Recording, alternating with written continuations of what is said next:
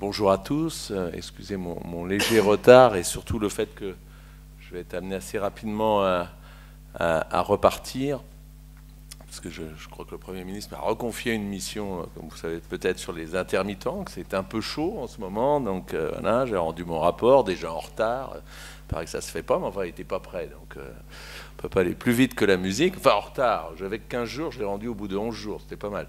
Et donc là, vous savez, je vais vous faire un peu le service après-vente et puis mettre en place la nouvelle mission. Moi, je voulais surtout vous dire le plaisir que j'ai chaque année finalement à vous retrouver à cette même période. Vous vous entêtez à cacher toujours la figure de Colbert, qui pourrait être inspiratrice pour nous. Je l'avais dit l'année dernière. Et puis surtout, pour faire un bilan, peut-être les enjeux, vous connaissez ça mieux que moi. Moi, je suis plutôt un député qui a pensé qu'il fallait soutenir cette cause-là il y a quelques années. Et moi, je voudrais surtout vous féliciter pour le travail qui a été fait, parce que je pense que les choses avancent. On l'avait pointé déjà l'an passé, je crois, avec les avancées législatives toujours insuffisantes qui avaient eu lieu. Et puis aussi avec le ministre lui-même qui était venu faire la conclusion, ce qui était un moment important. Que le sujet, il faut bien le dire, vous étiez finalement peut-être, c'est devenu, l'expression est devenue à la mode, mais elle est vraie, une sorte de lanceur d'appel sur ces sujets, d'alerter l'opinion sur ces questions qui pouvaient paraître marginales, intéressantes mais marginales pour beaucoup, et finalement qui viennent au cœur du débat politique, économique et social. Je pense que le fait de se revoir tous les ans, c'est l'occasion de faire un peu un bilan. Je ne sais pas si, point de vue législatif, etc., enfin, par rapport à la dernière, pas énormément de choses ont changé. Il y a des choses qui changent dans les autres pays européens. J'imagine que vous ferez le point. Mais je pense que dans l'opinion publique, dans la conscience publique, les choses sont en train d'évoluer. Parce que justement, le sujet est devenu central. Tout le monde l'a reconnu. Pourquoi? Parce que tout le monde a vu aussi que les sommes qui étaient en jeu n'étaient pas marginales. Et les gens l'ont compris, parce qu'ils voient bien facilement la comparaison qui peut être faite entre les sommes qui sont en jeu sur l'évasion fiscale et les efforts qu'on leur demande de faire pour réduire les déficits. Donc cette idée qui était portée par certains, eh bien, je pense qu'elle est devenue commune.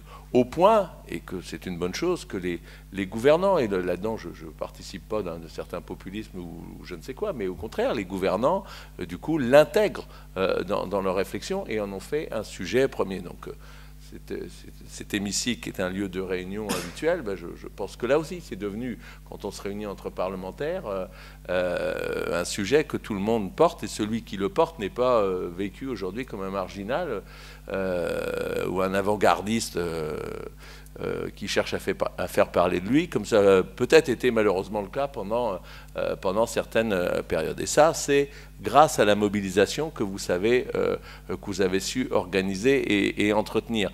J'épiloguerai pas tellement, mais prenez l'épisode de l'élection européenne, vous avez bien vu que c'est devenu, pour Juncker, c'est devenu le plus gros handicap aujourd'hui. Finalement, son parti a gagné l'élection européenne, on a dit que ça serait lui, et quand même, bon, il a un peu Cameron qui lui pose problème, mais dans l'opinion publique, cette image d'avoir été responsable du Luxembourg, paradis fiscal, lui colle à la peau, était un handicap. Chose qu'on n'aurait jamais imaginé. Pour vous, ce que je dis est une évidence, mais ce que je veux vous renvoyer, je pense que c'est mon rôle de dire que ce chemin-là a été fait, et sûrement que vous avez considéré que les transcriptions législatives ne vont pas assez vite, mais je pense que des étapes ont été franchies. Et en même temps que je dis ça, manière de remercier et de saluer votre travail, c'est une invitation à le poursuivre.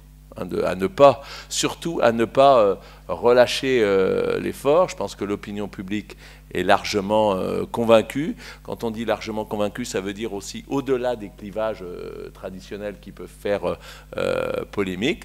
Maintenant, ben, on voit bien, c'est un combat, j'allais dire, entre la démocratie et ceux qui la représentent et qui vous représentent, et puis le lobbying, la force de ceux qui représentent la finance. Je ne veux pas faire des grands discours, mais finalement, finalement, là, on y est. Et c'est caractéristique, finalement, de beaucoup de combats qui sont à mener dans les temps qui viennent, dans les semaines et les jours qui viennent. C'est pour ça que je tenais, malgré un emploi du temps un peu serré, comme vous l'imaginez, à venir vous saluer et puis à ouvrir vos travaux ce matin.